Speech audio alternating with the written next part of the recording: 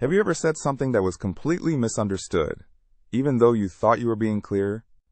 In this video, we'll explore the hidden complexities of human communication and uncover why meaning so often gets lost, even when our intentions are good. Now that we've set the stage, let's preview our journey. We'll explore how language shapes relationships, the diversity of communication styles, the impact of culture, the role of gender, and the new realities of digital interaction.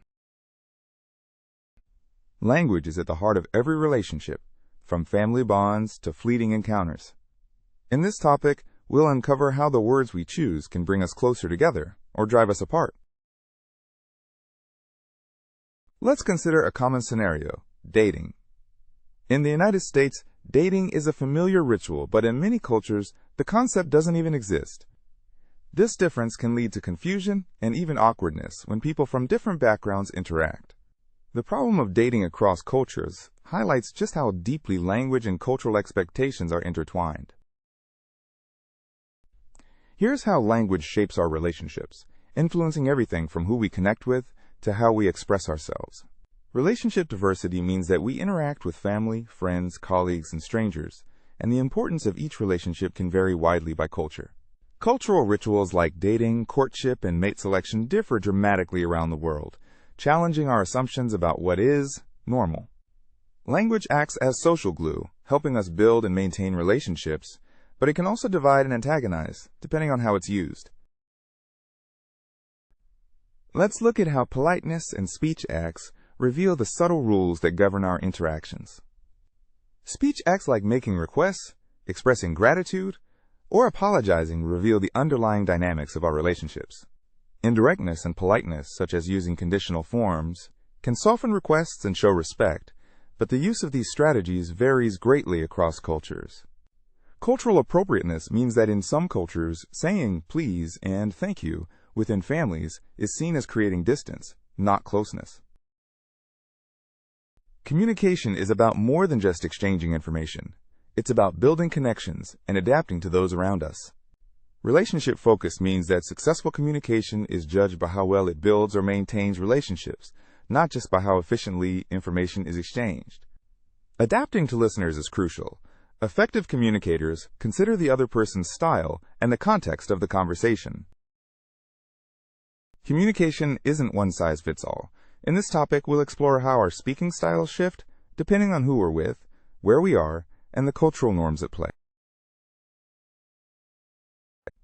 To understand why communication styles differ, we need to define high context and low context communication. High context communication relies on shared background and nonverbal cues, while low context communication depends on explicit verbal information. This distinction helps explain why some conversations require little explanation, while others demand every detail spelled out. Let's break down how speech codes and contexts shape the way we communicate in different settings. Elaborated code uses explicit, detailed language, typical of low-context situations where everything must be spelled out. Restricted code relies on implicit, context-dependent language, common in high-context settings where much is left unsaid. Speech communities are groups of people who share norms and expectations about how language should be used. Turn-taking and directness are more than habits. They're shaped by culture, region, and even workplace hierarchies. Turn-taking norms can vary widely, such as between fast-paced New York conversations and more patient California discussions. Direct versus indirect styles reflect cultural preferences. Some cultures value bluntness, while others prefer ambiguity and subtlety. Small talk plays different roles depending on context and power dynamics, sometimes serving as a way to negotiate status. Adapting our communication style is often necessary, especially when we move between different cultures or social groups. Contextual adaptation means we change how we speak depending on the situation and who we're talking to. Cultural adjustment can be challenging. Living in a new country might mean changing your voice or behavior to fit in. Culture is the invisible force behind much of what we say and how we interpret others.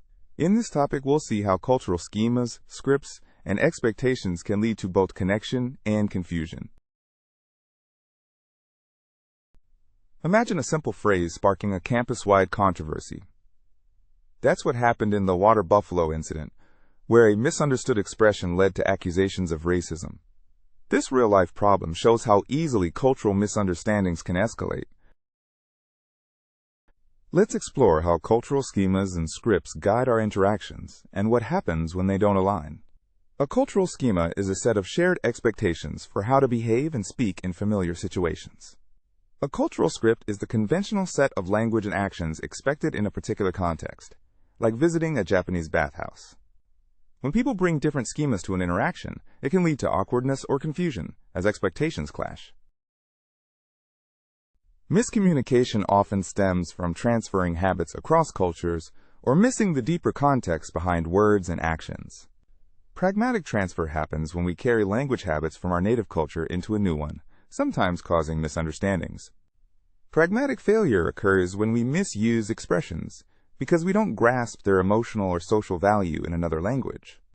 Fake description means looking beyond surface actions to understand the deeper cultural and personal context behind them.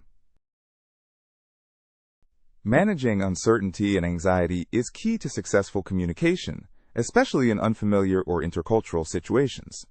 Uncertainty reduction theory suggests that when we meet strangers, our main goal is to reduce unpredictability and feel more comfortable.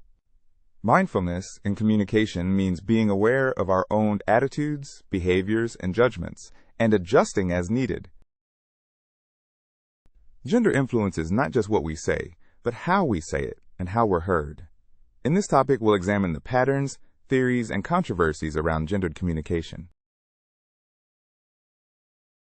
Let's begin with a provocative idea from linguist Deborah Tannen. She suggests that women use conversation to build rapport, while men use it to negotiate status. This quote challenges us to consider whether our conversations are really about connection or competition. Gendered speech patterns reveal how language both reflects and reinforces social expectations. Deferential language is often associated with women, who may use more polite and self-effacing speech patterns. Directness and status go hand in hand for men, who may use blunt speech to assert their position in a group. Vocal fry and other speech habits are often linked to gender stereotypes, affecting how women are perceived professionally. Theories of gendered communication help us understand why men and women may experience conversations so differently.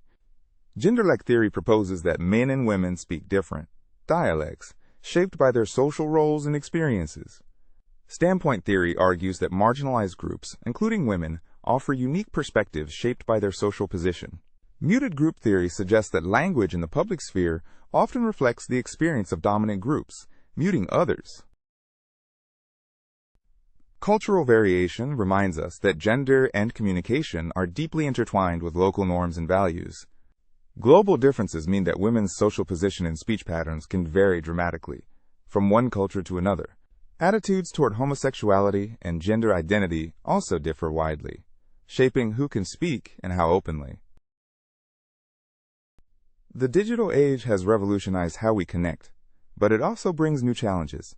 In this topic, we'll see how online communication changes language, relationships, and the potential for misunderstanding.